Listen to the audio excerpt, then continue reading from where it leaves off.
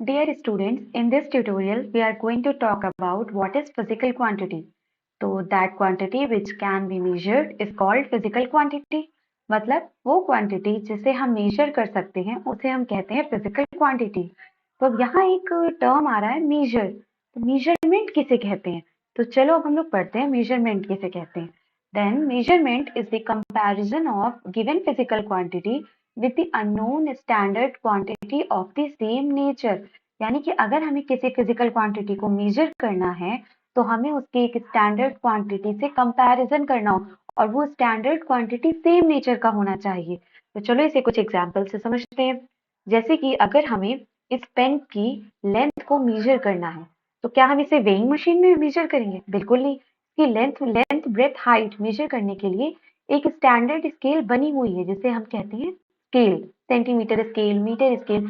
यानी कि अगर हमें इस पेन की लेंथ को मेजर करना होगा तो हम इसे एक स्केल से मेजर करेंगे और अगर हमें इस शुगर को शुगर के वेट को मेजर करना हो तो हम इसे वेइंग मशीन में मेजर वेट करेंगे।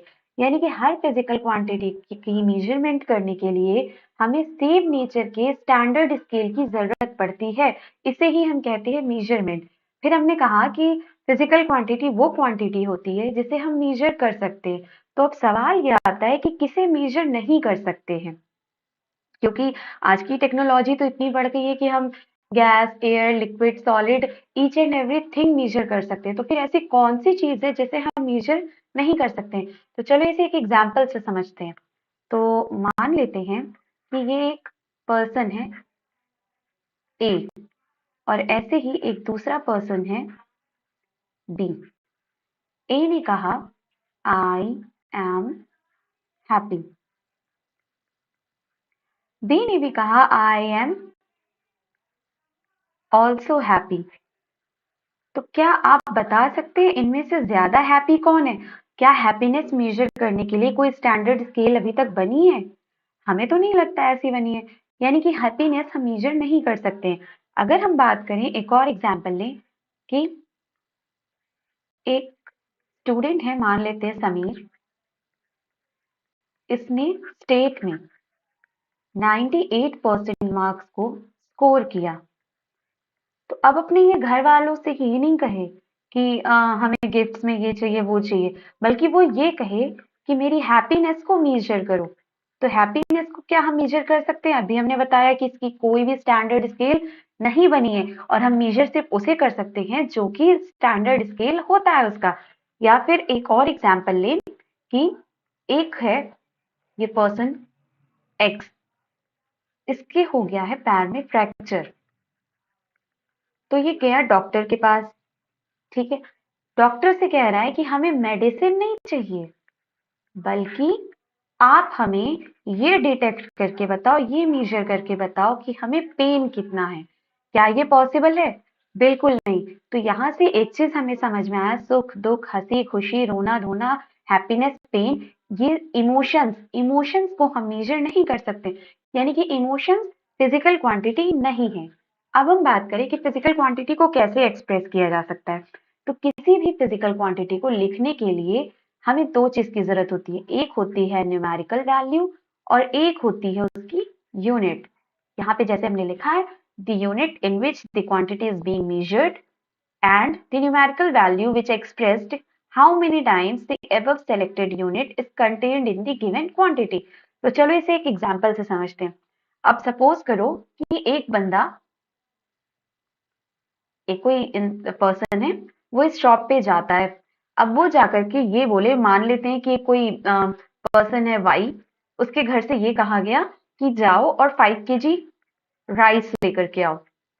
अब वो शॉप पे गया और शॉपकीपर से बोल रहा है कि हमें 5 राइस दे दो। देन शॉपकीपर का सिंपल सा एक ही सवाल होगा, 5 what? KG, gram, quintal, what? या फिर अगर ये जाकर के ये कह दे कि हमें केजी राइस दे दो, तो अगेन शॉपकीपर का वही सवाल होगा, KG what? 1 2 3 so many what KG.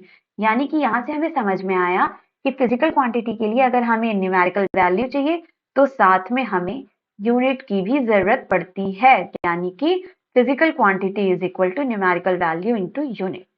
I think आपके समझ में आया होगा।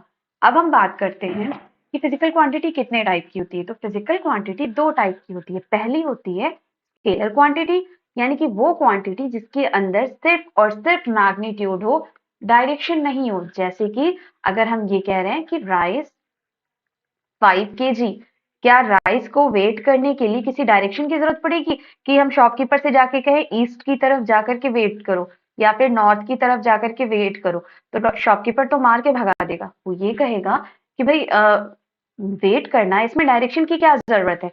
यानी कि वो क्वांटिटी जिसमें डायरेक्शन की जरूरत नहीं होती है उसे हम कहते हैं स्केलर क्वांटिटी, जैसे कि मास, डिस्टेंस, स्पीड एटसेट्रा। इसी तरह अगर हम बात करें दूसरी फिजिकल क्वांटिटी, वो होती है वेक्टर क्वांटिटी, यानी कि वो क्वांटिटी जिसमें मैग्नीट्यूड के साथ साथ डायरेक्शन भी होता है, उसे कहते हैं वेक्टर क्वांटिटी। अब इसके एग्जांपल्स जैसे डिस्प्लेसमेंट, वेलोसिटी एटसेट्रा। तो आओ चलो समझते हैं इसे एक एग्जांपल से कि कैसे हम बताएं कि कौन किसके डायरेक्शन पे डिपेंड करता है। तो हमने यहाँ एक एग्जांपल लिया है डिस्टेंस और डिस्प्लेसमेंट का। तो इसे हम समझते हैं। मान लेते हैं कि एक पर्सन है, ए टू बी चला और 4 किलोमीटर, देन बी टू सी चला 3 किलोमीटर। अगर हम ये बात करें कि बताओ इसकी डिस्टेंस कितनी है, तो डिस्टेंस हम लोग जानते हैं total actual path covered by the body, यानी कि टोटल जितना पाथ उसने कवर किया बॉडी ने, वही होता है डिस्टेंस। तो यहाँ 4 + 3 = 7 किलोमीटर। और डिस्टेंस डिस्प्लेसमेंट की बात करें तो डिस्प्लेसमेंट होता है the shortest distance from initial point to final point is called displacement. तो यहाँ इनिशियल ए है, फाइनल सी है, यानी कि 4 + 3 = 7 किलोमीटर। अब हम सेम मैग्नीट्यूड ले रहे हैं लेकिन हम डायरेक्शन को बदल दे रहे हैं। A, B and C, this is 4 kilometre and this is 3 kilometre. तो अगर हम डिस्टेंस पूछे कितना होगा, then distance is same because total actual path is A to B plus B to C is equal to 7 kilometre. But अगर what about displacement? Displacement क्या होता है? टोटल नहीं, डिस्प्लेसमेंट होता है shortest distance from initial point to final point. तो initial point is A and final point is C, then यहाँ shortest distance is A C, shortest distance.